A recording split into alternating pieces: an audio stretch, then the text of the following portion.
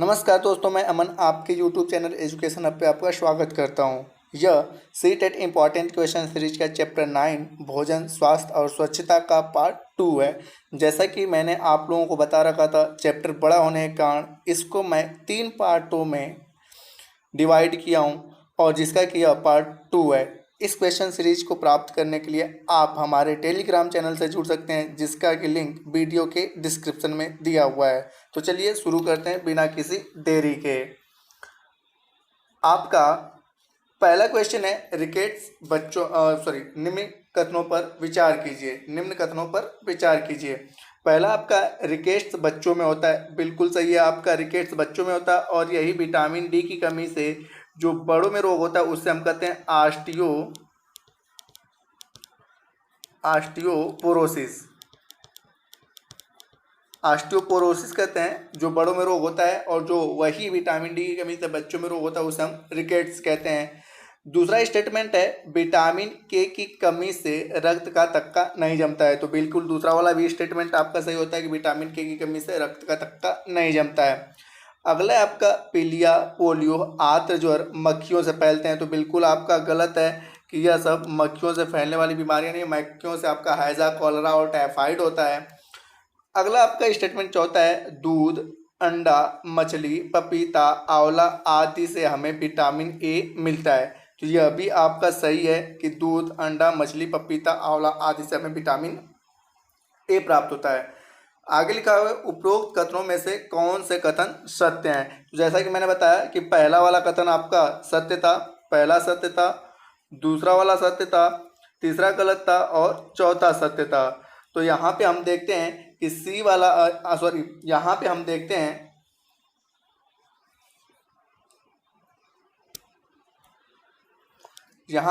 हैं कि पहला, उसके बाद आपका तीसरा और उसके बाद आपका चौथा सही होता है। हालांकि यहाँ पे ऑप्शन में कोई नहीं है, ऑप्शन बनाते समय मिस्टेक हो गया है। तो यहाँ पे आपका क्या होगा, पहला, तीसरा और चौथा, ये स्टेटमेंट आपका सही होगा। हालांकि ऑप्शन में नहीं दिया हुआ है, बनाते समय गलत हो गया, इसको आप लोग ध्यान दीजिएगा।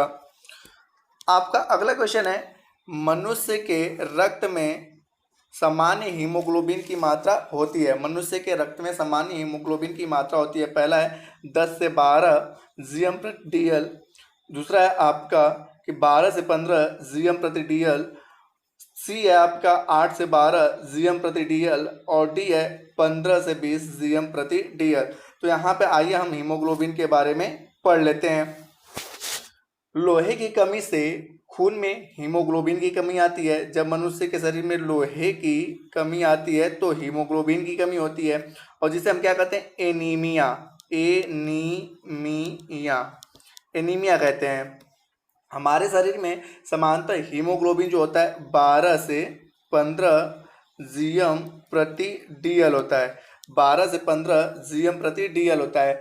और एनीमिया को दूर करने के लिए हम हरी पत्तेदार सब्जियां, पालक, आंवला, गुड़ तथा वे फल और सब्जियां खाते हैं। ठीक है, तो यहाँ पे आपका क्या होता है कि मनुष्य, यहाँ पे अलग क्वेश्चन पूछा था कि मनुष्य के रक्त में सामान्य हीमोग्लोबिन की मात्रा कितनी होती है। तो मनुष्य के रक्त में सामान्य हीमोग्लोबिन की जो मात्रा होती है 12 से 15 जीएम प्रति डीएल होता है। और इस प्रकार से आपका सी वाला ऑप्शन सही होता है। सी वाला ऑप्शन आपका सही होता है। अगले क्वेश्चन की ओर बढ़ते हैं।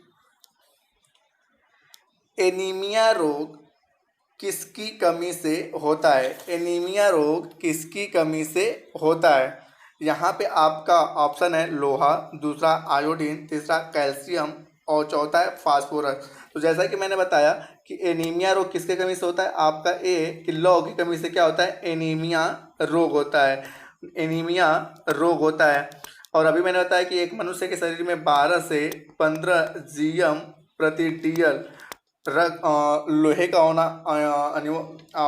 लोहा होना आवश्यक है। साथ ही साथ यहाँ पे अगला एक आता है कि इसकी कमी को हम हरी पत्तेदार सब्जियां, गुड़, आंवला से पूर्ति कर सकते हैं। तो यहाँ पे एनीमिया रोग की किस कमी के कारण होता है, तो आपके लोहे की कमी के कारण होता है। अगला आपका कि स्वच्छ भारत अभियान की शुरुआत कब हुई थी? स्वच्छ भारत अभियान की शुरुआत कब हुई थी? तो यहाँ पे पहला ऑप्शन है 2 अक्टूबर 2013, 2 अक्टूबर 2014, 2 अक्टूबर 2015 तथा 2 अक्टूबर 2016। तो यहाँ पे हम बात करते हैं स्वच्छ भारत अभियान के बारे में। तो इस अभियान का उद्देश्य है पूरे भारत को साफ व स्वच्छ बनाना, पूरे भारत को साफ व स्वच्छ बनाना।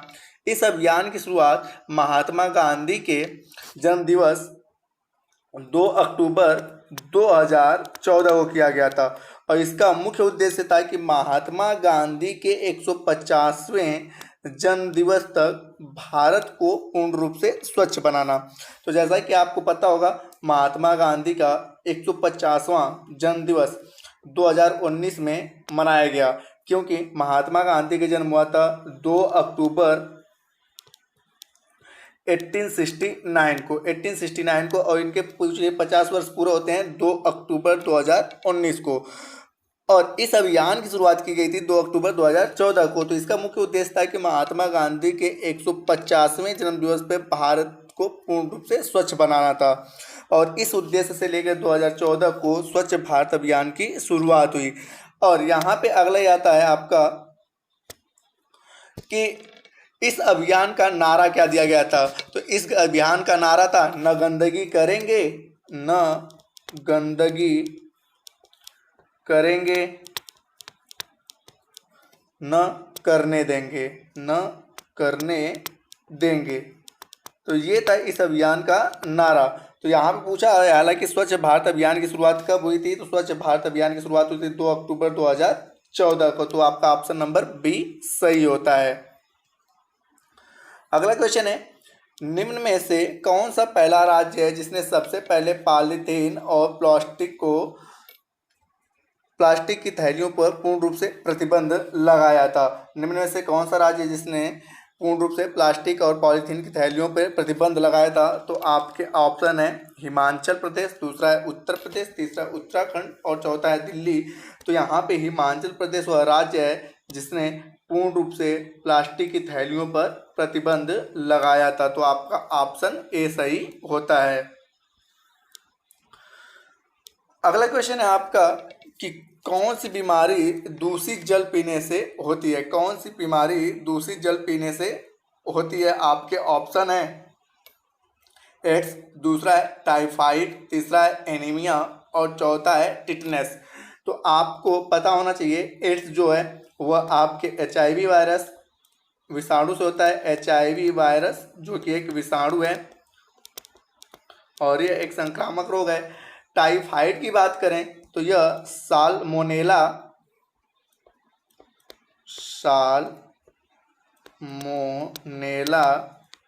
टाइफोसा नामक जीवाणु से होता है। एनीमिया की बात करें तो यह मनुष्य के शरीर में लौह की कमी से होता है, जिसे हम लोग रक्त अल्पता कहते हैं। और टिटनेस की बात करें तो यह वैसिलस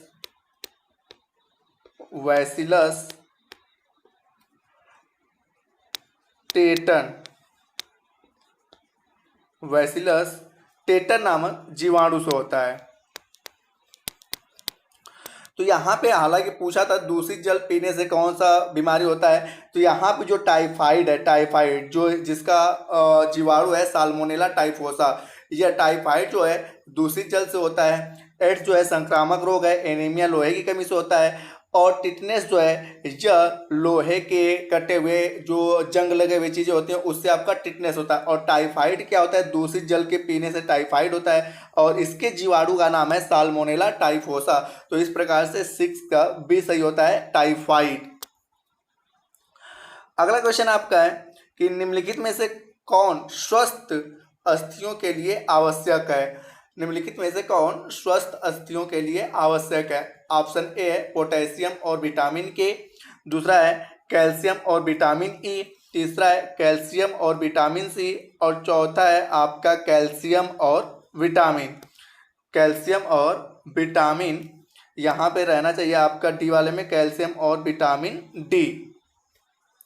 तो यहाँ पे देखते हैं पोटेशियम जो है पोटेशियम के कारण आपका क्या होता है, निम्न रक्तचाप होता है। पोटेशियम के कारण हमारे शरीर में पोटेशियम की आवश्यकता होती है निम्न रक्तचाप के लिए, और विटामिन के की आवश्यकता होती है रक्त के थक्का बनने के लिए, थक्का जमने के लिए आपकी विटामिन के की आवश्यकता होती है। आपका पुनः कैल्शियम, कैल्शियम जो होता है अस्थियों के लिए, हड्डियों के लिए तो होता है,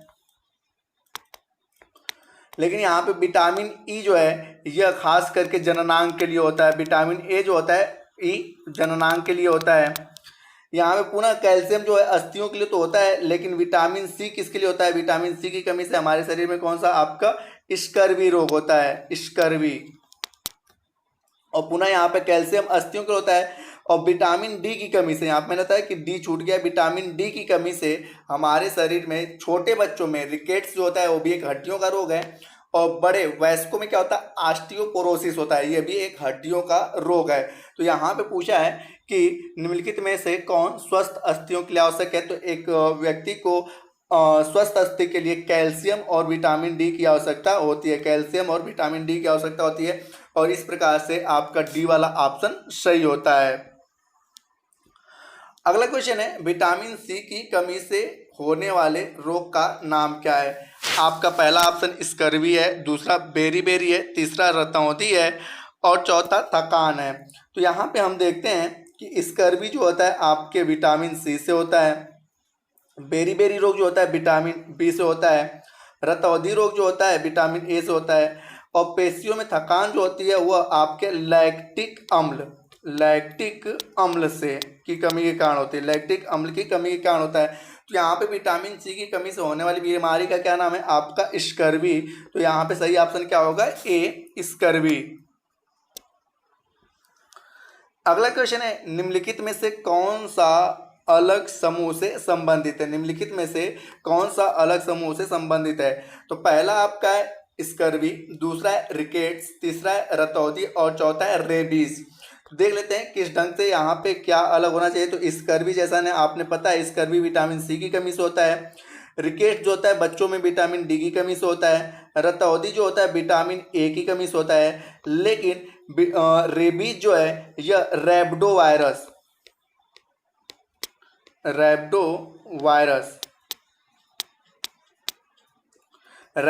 से होता है, जिसका वाहक आपका पागल कुत्ता कहा जाता है, रैब्डो विषाणु या वायरस, और जिसका वाहक पागल कुत्ता कहा जाता है। तो यहाँ पे हम देखते हैं कि स्कर्वी, रिकेट्स और रतौंधी जो है यह विटामिन की कमी से होने वाले रोग हैं, जबकि रेबीज जो है आपका विषाणु से होने वाला रोग है। तो आपका डी वाला ऑप्शन सही होगा, क्योंकि यह बाकी सारे समूह से अलग है। अगले क्वेश्चन की बात करें, यदि एक अध्यापक आलू, चावल, ब्रेड व शक्कर के उदाहरण का सहारा लेता है तो वह क्या पढ़ाना चाहता है। आपके ऑप्शंस हैं, ए विटामिन, दूसरा है कार्बोहाइड्रेट, तीसरा है प्रोटीन, और चौथा है खनिज लवण। तो यहाँ पे हम देखते हैं कि आलू, चावल, ब्रेड और शक्कर ये सभी के सभी इनमें क्या पाया जाता है, मीठे का सोर्स पाया जाता है, और ये सभी के सभी किसके सोर्स हैं, आपके कार्बोहाइड्रेट के। तो वह टीचर उस बच्चे को कार्बोहाइड्रेट्स के बारे में पढ़ाना चाहता है। आपको पता होना चाहिए मनुष्य के शरीर में ऊर्जा का मुख्य स्रोत क्या होता है, कार्बोहाइड्रेट होता है, और 1 ग्राम कार्बोहाइड्रेट से 4.1 कैलोरी ऊर्जा की प्राप्ति होती है, 4.1 कैलोरी ऊर्जा की प्राप्ति होती है।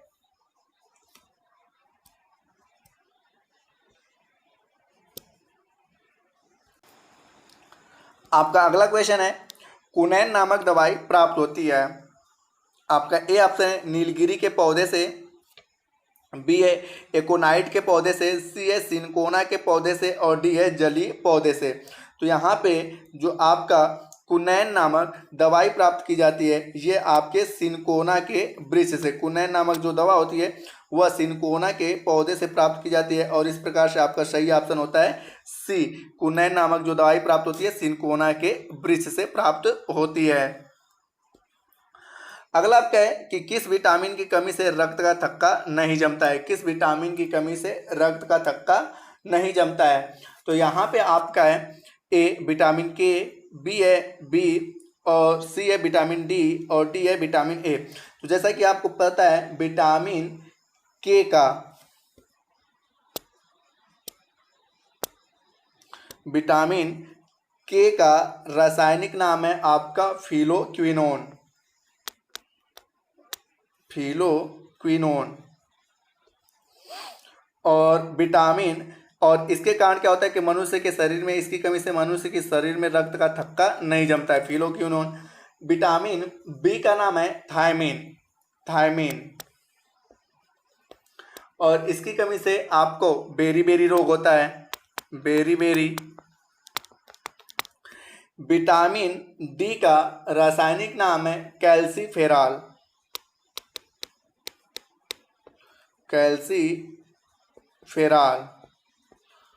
कैल्सीफेरॉल। और बच्चों में जो रोग होता है उसे हम क्या कहते हैं? रिकेट्स कहते हैं। विटामिन डी की कमी से बच्चों में जो रोग होता है रिकेट्स कहते हैं। और वयस्कों में जो होता है उसे हम क्या कहते हैं? ऑस्टियोपोरोसिस कहते हैं। ऑस्टियोपोरोसिस। और विटामिन ए का रासायनिक नाम है रेटिनॉल। रेटिनॉल।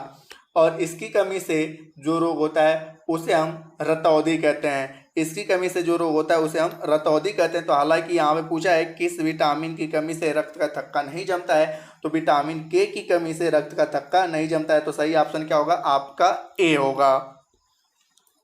अगले क्वेश्चन की ओर पढ़ते हैं कि दूध का पाश्चुरीकरण कैसे किया जाता है। दूध का पाश्चुरीकरण कैसे किया जाता है? तो यहाँ पे हमने आपको दूध के पाश्चुरीकरण के बारे में अच्छे से डिटेल में बताते हैं। हम अक्सर देखते हैं जो थैला वाला दूध होता है वो क्या होता है? पाश्चुकृत होता है। थैला वाला दूध जो हम लेकर आते हैं मार्केट से वो पाश्चुकृत होता है।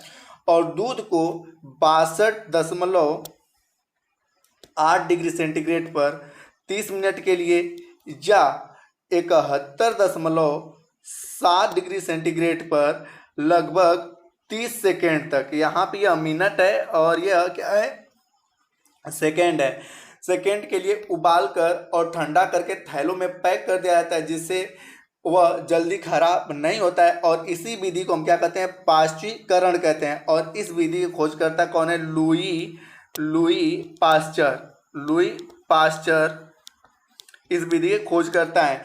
तो यहाँ पे 62.8 डिग्री सेंटीग्रेड पर 30 मिनट के लिए यदि हम 62.8 डिग्री सेंटीग्रेड पे बॉयल करते हैं तो उसको हमें 30 मिनट तक बॉयल करना पड़ेगा।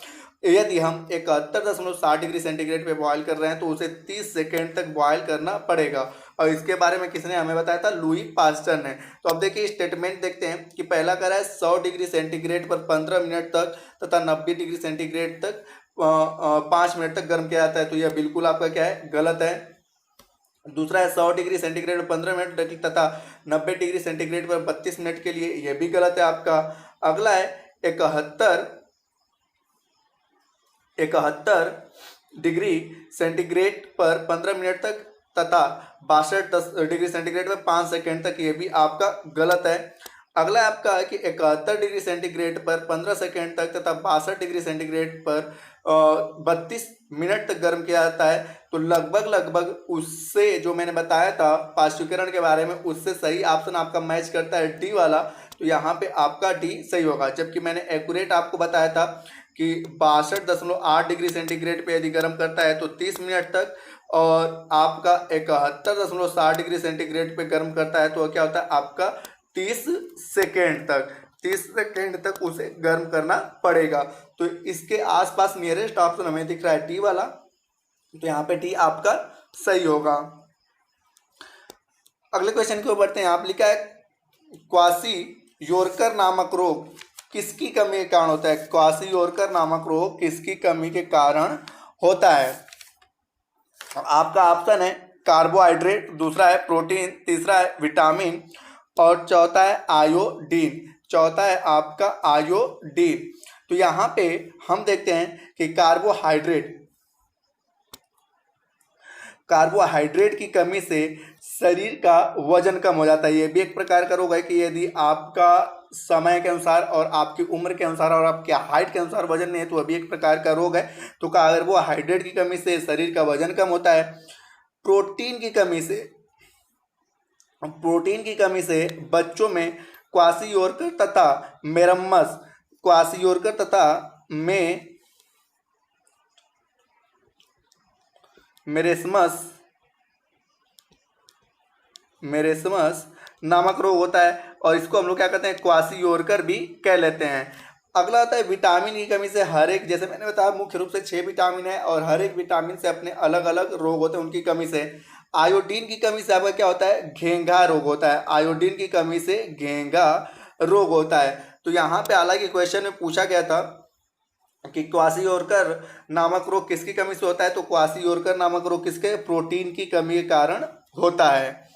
अगले क्वेश्चन की ओर बढ़ते हैं। हमारे पर्यावरण को बचाने के लिए 3 आर हैं। हमारे पर्यावरण को बचाने के लिए 3 आर हैं। पहला है कम उपयोग, पुनर्चक्रण और पुनर्निर्माण। दूसरा है पुनः उपयोग, पुनर्संरचना, पुनर्निर्माण। तीसरा है कम उपयोग, पुनर्चक्रण, पुनः उपयोग। और चौथा है कम उपयोग, पुनः चक्रण, पुनः संरचना। तो यहाँ पे हम उस 3 आर की बात करें तो पहला आर आपका आता है रिड्यू। पहला आर आपका आता है रिड्यू, जिसका अर्थ होता है कम उपयोग करना। जिसका अर्थ होता है रिड्यू का कि कम उपयोग। दूसरा होता है रिसाइकिल। दूसरा होता है आपका रिसाइकिल। रिसाइकिल रिसाइकिल और इसका अर्थ होता है पुनः चक्रण। और अब आपका अगला होता है रीयूज। रीयूज इसका मीनिंग होता है आपका पुनः उपयोग करना, पुनः उपयोग करना। तो यहाँ पे हम देखते हैं कि इसके अकॉर्डिंग आपका सही ऑप्शन होता है कि सबसे पहले हम रिड्यूस करेंगे, किसी भी सामान का कम उपयोग करेंगे। उसके बाद उसको जो सामान हल्का फुल्का डिस्ट्रॉय है उसको क्या करेंगे, रिसाइकिल करेंगे, पुनर्चक्रण करेंगे। और उसके बाद पुनर्चक्रण के बाद खराब सामान का जब पुनर्चक्रण करते हैं तो उस सामान को हम क्या करेंगे, पुनः यूज करेंगे। तो इसके अकॉर्डिंग आपका सही ऑप्शन क्या होता है 3 आर को, कि आर कम उपयोग, आर फिर पुनर्चक्रण करेंगे और री यूज करेंगे। तो सी वाला ऑप्शन आपका सही होता है। अगले क्वेश्चन की ओर बढ़ते हैं। वायरस वायरस विषाणु संक्रमण से होने वाला रोग कौन सा है? विषाणु संक्रमण से होने वाला रोग कौन सा है? तो यहाँ पर पहला ऑप्शन है टाइफाइड, दूसरा है हैजा, तीसरा है जुकाम और चौथा है मलेरिया। तो यहाँ से हम देखते हैं कि टाइफाइड जो है, टाइफाइड यह जीवाणु से होने वाला रोग है। यह जीवाणु, और जीवाणु का नाम क्या आता है, साल्मोनेला, साल्मोनेला टाइफोसा। साल्मोनेला टाइफोसा आता है, साल्मोनेला टाइफोसा। दूसरा आता है आपका हैजा। हैजा जो है यह भी जीवाणु से होने वाला रोग है और इसके जीवाणु का नाम है vibrio cholera. Vibrio cholera, vibrio cholera होता है। तीसरा आपका जो है जुकाम। जुकाम एक वायरल फीवर होता है जो खास करके विषाणु के कारण होता है। जुकाम जो होता है विषाणु के कारण होता है। और चौथा है मलेरिया। मलेरिया जो है वह प्लाज्मोडियम नामक प्रोटोजोआ से होता है और जिसका वाहक कौन है, मादा एनाफ्लीज मच्छर। तो यह आपका क्या, मलेरिया प्रोटोजोआ से होता है, ना कि विषाणु से। तो प्रोटोजोआ, और इस प्रोटोजोआ का नाम क्या है, प्लाज्मोडियम। प्लाज्मोडियम और इसका वाहक आपका मादा एनाफ्लीज मच्छर होता है। तो हालांकि यहाँ पे पूछा है कि वायरस विषाणु के संक्रमण से होने वाला रोग कौन सा है, तो आपका क्या होगा, जुकाम जो होगा वह विषाणु के संक्रमण से होने वाला रोग है। अगला है समुद्री शैवाल किसका महत्वपूर्ण स्रोत है? समुद्री शैवाल किसका महत्वपूर्ण स्रोत है? तो आपका ए है क्लोरीन, बी है ब्रोमीन, सी है आयोडीन और डी है लोहा। तो यहाँ पे हम देखते हैं सबसे पहले क्लोरीन। क्लोरीन जो होता है यह हमें प्राप्त होता है खाने वाले नमक से। खाने वाले नमक से हमें क्या प्राप्त होता है, क्लोरीन प्राप्त होता है नमक से। दूसरा है ब्रोमीन, तो ये खास करके हमें वनस्पति घी से, मुख्यतः वनस्पति घी से, और कई सारे अन्य सोर्सों की बात करें तो यह समुद्र के तट पर भी पाया जाता है, लेकिन मुख्यतः यह वनस्पतियों से, वनस्पति ऑयल से प्राप्त होते हैं ब्रोमीन।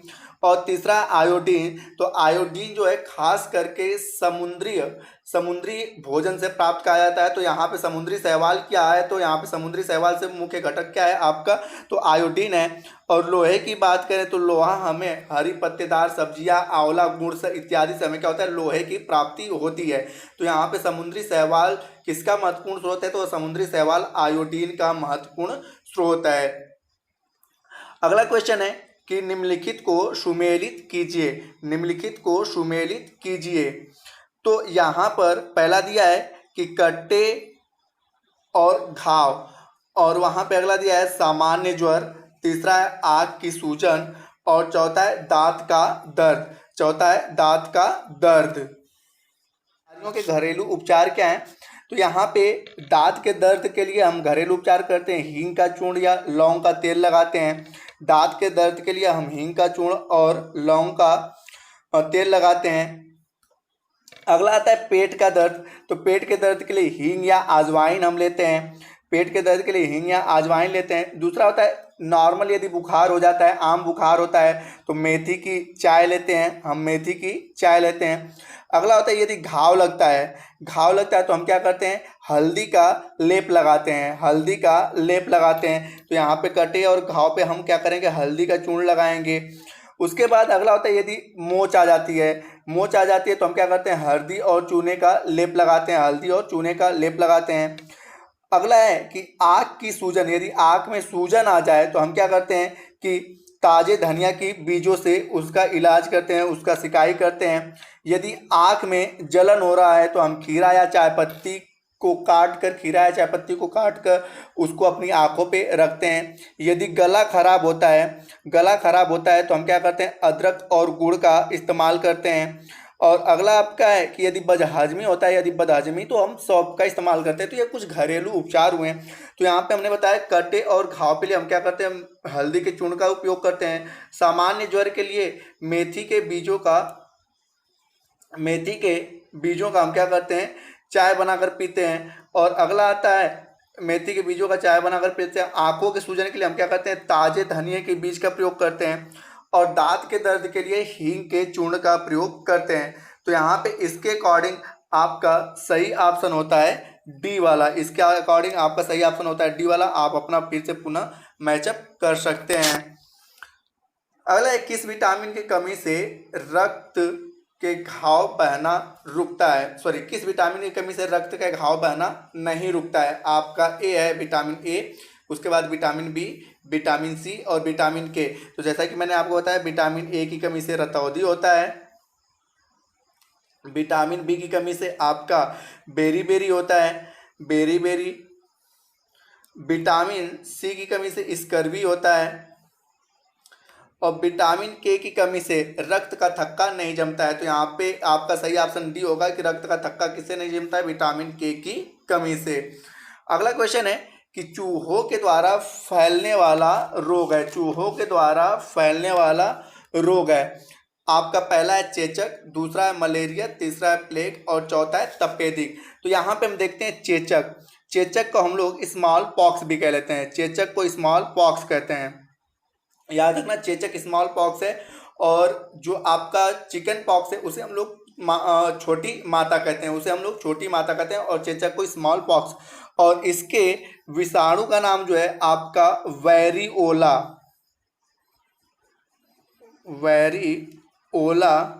विषाणु, चेचक के विषाणु का नाम है वेरिओला विषाणु। उसके बाद मलेरिया, जैसा कि मैंने बताया कि यह प्रोटोजोआ के द्वारा होता है, प्रोटोजोआ। और इसके विषाणु का नाम क्या है, प्लाज्मोडियम, इसके विषाणु का नाम है। प्लेग जो है यह चूहों के द्वारा, इसका वाहक कौन सा है, चूहा, और इसके विषाणु का नाम है आपका, ये जीवाणु से होता है और इसके जीवाणु का नाम है बैसिलस पेस्टिस है, बैसिलस पेस्टिस। और यह जीवाणु से होने वाला रोग है और इसका वाहक कौन है, चूहा है। और अगला आपका आता है तपेदिक जो है जिसे हम लोग टीबी या क्षय रोग भी कह लेते हैं, और इसके जीवाणु का नाम है माइकोबैक्टीरियम ट्यूबरकुलोसिस। ये भी जीवाणु से होने वाला रोग है और इसके जीवाणु का नाम है माइक्रोबैक्टीरियम ट्यूबरकुलोसिस। तो यहाँ पे चूहों से फैलने वाले रोग के बारे में पूछा है, तो आपका जो प्लेग है वह चूहों के द्वारा फैलता है और इसके जीवाणु का नाम है आपका बैसिलस पेस्टिस, बैसिलस पेस्टिस। तो आपका सही ऑप्शन सी होगा, प्लेग।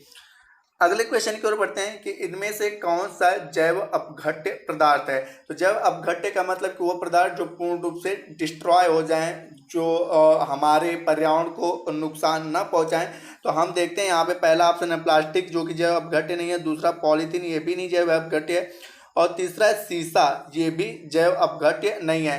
तो यहाँ पे चौथा ऑप्शन है इनमें से कोई नहीं। तो आपका सही क्या होगा, इनमें से कोई नहीं, क्योंकि कोई भी पदार्थ जैव अपघट्य नहीं है। अगला क्वेश्चन है अन्य मृत जंतुओं पर निर्वाह करने वाले प्राणी को क्या कहते हैं। अन्य मृत जंतुओं पर निर्वाह करने वाले प्राणी को क्या कहते हैं। आपका पहला ऑप्शन है पैरासाइट, दूसरा है डिकम्पोजर, तीसरा है स्क्वेंजर और चौथा है ओमनी और। तो पैरासाइट को हम लोग हिंदी में परजीवी कहते हैं, परजीवी। डिकम्पोजर को हम लोग कहते हैं अपघटक, स्क्वेंजर को हम लोग कहते हैं मृत जीवी और ओमनीवोर को हम लोग क्या कहते हैं, सर्वाहारी, सर्वाहारी।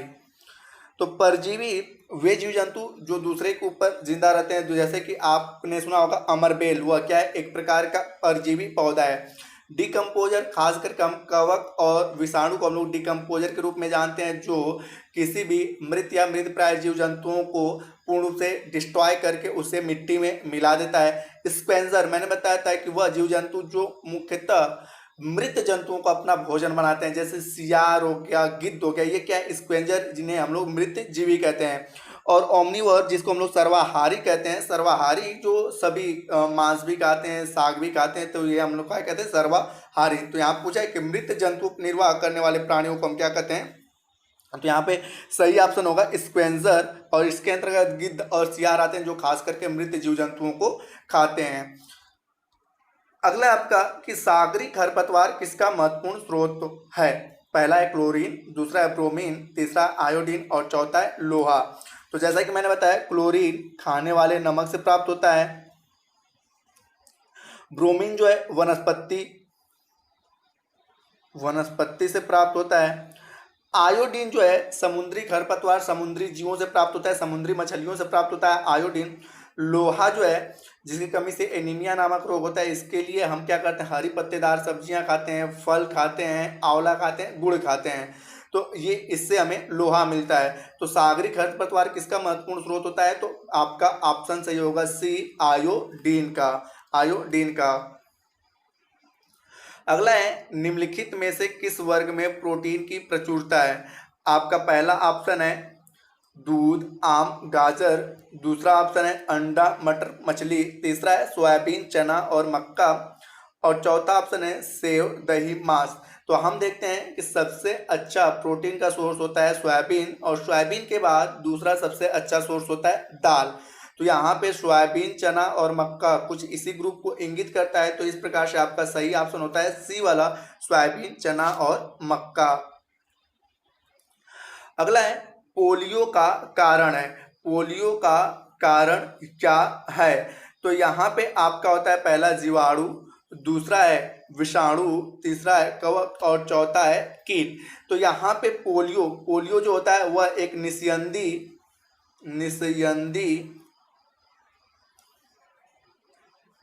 विषाणु के कारण होता है, निस्यंदी विषाणु के कारण होता है। और आपको पता होना चाहिए कि पोलियो के टीके की खोज किसने, वैक्सीन की खोज किसने किया था, जॉन सॉल्क ने पोलियो के वैक्सीन की खोज की थी और यह एक निस्यंदी विषाणु के कारण होता है। तो इस तरह से आपका ऑप्शन नंबर बी सही होता है कि पोलियो किसके कारण होता है, आपके विषाणु के कारण होता है। अगला है जल जनित रोग है। तो पहला है आपका अतिसार, दूसरा है छोटी माता जिसको हम लोग स्मॉल पॉक्स कहते हैं, तीसरा है रक्त अल्पता और चौथा है मस्तिष्क ज्वर। मस्तिष्क ज्वर, तो पहले वाले को देखते हैं अतिसार। अतिसार को हम लोग डायरिया या हैजा भी कह लेते हैं, डायरिया या हैजा भी कहते हैं। और जो किसके कारण होता है, विब्रियो कोलेरा, विब्रियो कोलेरा नामक विषाणु से होता है। छोटी माता जिसको हम लोग स्मॉल पॉक्स जिसको हम लोग चिकन पॉक्स कहते हैं, जो होता है आपका वेरिसेला, वेरिसेला नामक विषाणु से होता है। रक्त अल्पता, मनुष्य के शरीर में लोहे की कमी से क्या होता है, आपका रक्त अल्पता होता है। और अगला आता है मस्तिष्क ज्वर, तो मस्तिष्क ज्वर जो होता है आपका मेनिनगोकल,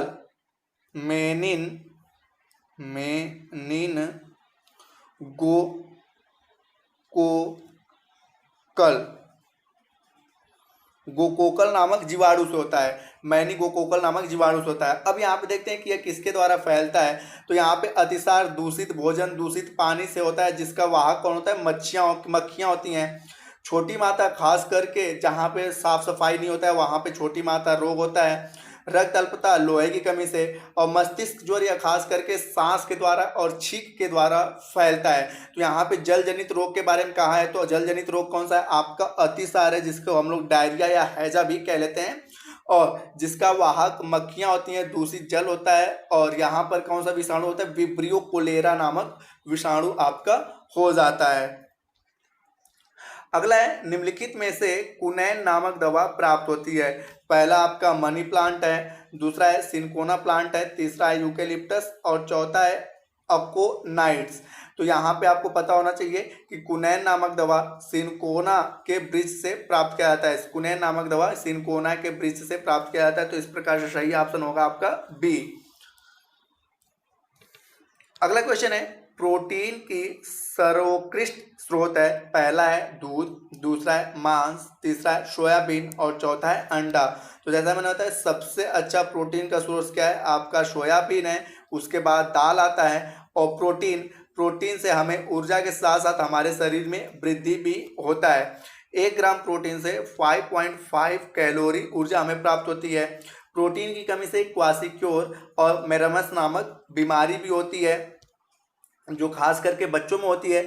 और यह रोग इस प्रकार से है कि यदि इस रोग से ग्रसित बच्चा है तो उसकी वृद्धि नहीं होती है, क्योंकि शरीर की वृद्धि का दायित्व किसका होता है, प्रोटीन का। इसीलिए छोटे बच्चों को प्रोटीन युक्त भोजन कराने की सलाह दी जाती है डॉक्टर के द्वारा। तो प्रोटीन का सबसे अच्छा स्रोत क्या है, सोयाबीन है, उसके बाद दाल आता है। तो यहाँ पे सही ऑप्शन आपका सही होगा सोयाबीन। अगला है विटामिन ए की कमी से होने वाला रोग है। आपका ए है रिकेट्स, दूसरा है रतौंधी, तीसरा है स्कर्वी, और चौथा है क्वास्टिक्योर। तो यहाँ पे रिकेट्स जो है यह बच्चों में होता है विटामिन डी की कमी से, और यही जो बड़ों में होता है उसे हम लोग क्या कहते हैं, ऑस्टियोपोरोसिस।